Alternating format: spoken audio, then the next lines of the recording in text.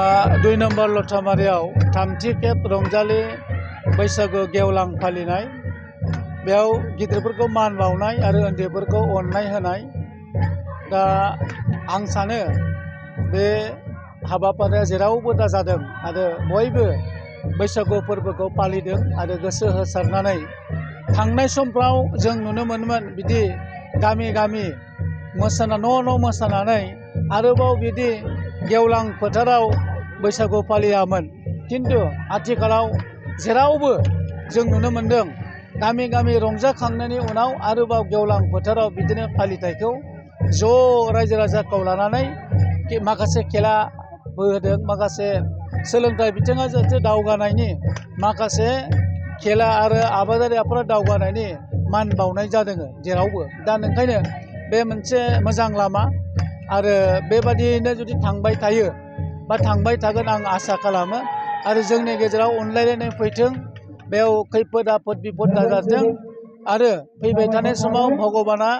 जाहाथे जोंखौ मोजाङै जोंनो मोजां अननाय हरो आरो मोजाङै जों रायजो जानो हायो। थांखिया बेनो जे जोङो रंजालि बैसागुआ जोंनि जे एंगारहायै मोनसे फोरबो बे जोंनि फोरबोखाय जों बाहाय गोसो होसारना बयबो रंजायो आरो नैबे रंजाखांनायनि उनावनो जुद्ध थिलियाव थांगोन माने माइ गायगोन हालौगोन आरो बयबो जोंनि मावारि जाय खामानि मावग्रा बिथांमोनहा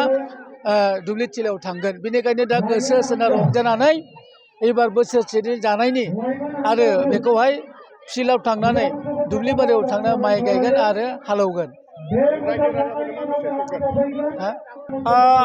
आं सानो गासैबो आसामनि आरो जों बिटिआरनि रायजो राजाखौ आंनि गोसो सिंनिफ्राय साबायखर जासियो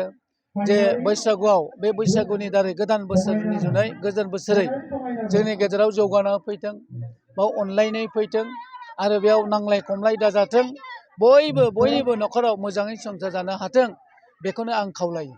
बिरखं गाथोननि सोमोन्दै सोलोंथाइ लानो गोसो गुदुं लाइमोनफोरनि थाखाय मोजां रादाब।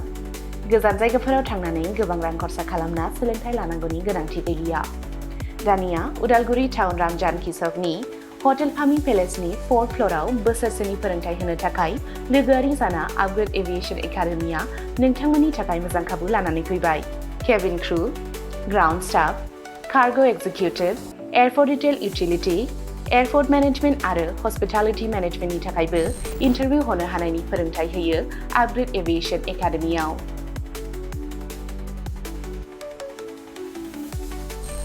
मुं थिसननायनि सायख'नाया 18 बोसोरनिफ्राय 22 बोसोर बैसोनि गेजेराव जानांगोन। गोसो गुदुं बिजाथिफोरा सोलाद लानो थाखाय स्क्रिनाव होनाय जानबुं अनजिमा 9678360226 आव कल खालामनो हागोन। जब प्लेसमेन्टआ 100% रोखा जागोन होनना मिथिहोदों आपग्रेड एभिएशन एकाडेमिनि सामलायगिरि बिथांमोनहा।